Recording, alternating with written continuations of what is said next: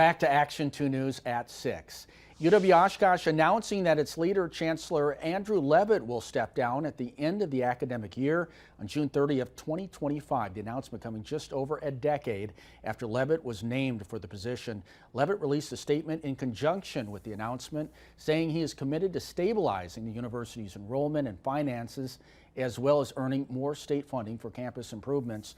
Leavitt says he will continue working at the university as a professor of chemistry. Back in April, faculty and staff members gave a vote of no confidence against Leavitt amid hundreds of staff cuts in a budget deficit.